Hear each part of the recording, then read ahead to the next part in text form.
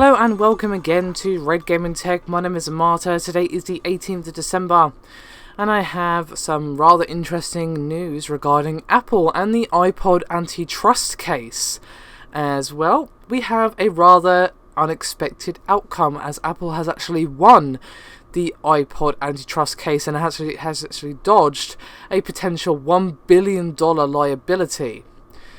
Now, if you are unaware of what this case is actually about, and I wouldn't blame you as, well, this has been going on for quite some time, basically the lawsuit claimed that Apple violated state and federal law by issuing a software update back in 2006 for the iPod that actually prevented the devices from playing songs that were not purchased from iTunes.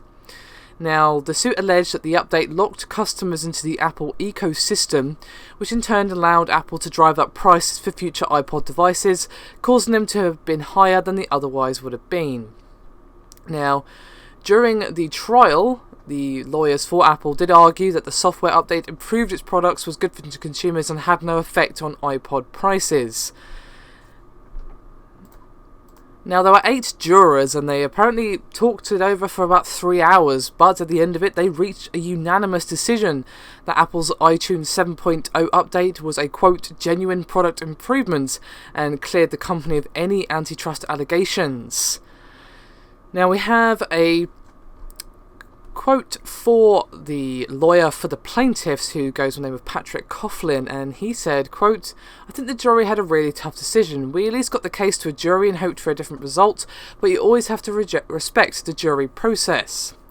Now, among the allegations, the class action suit claimed that 2006-2009 Apple's software would delete songs purchased from other music download programs.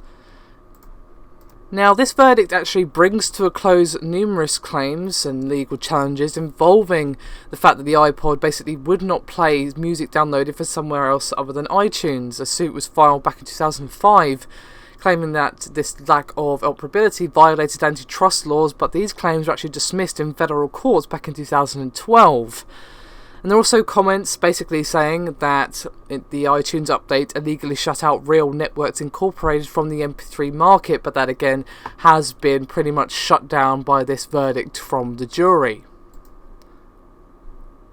Now, I do find it a bit surprising that they actually won this, because, well, it seems pretty blatant to me that if you stop your iPod or MP3 player device from playing music that was purchased elsewhere, that seems pretty, well, blatant that you don't want people buying music from elsewhere and you better damn buy it from us if you want to use an iPod, which of course is one of the most popular MP3s. And until they discontinued them, Apple were actually the ones doing the largest size of MP3 player. I think it was a 160 gig model that was recently discontinued. So if you had a lot of music, which I'd say a lot of people do, especially if you're very passionate about music, you know, Apple was pretty much your only choice. And of course, being unable to play music that was purchased or acquired or whatever from elsewhere, could even be ripped from a CD that you actually own and it probably wouldn't have played it because, well, fuck you, basically. It seems strange to me that they won this because, well, it seems to me that it's kind of blatant what they were trying to do. But of course, I'm not a lawyer, I'm not a juror, I don't know anything about US law.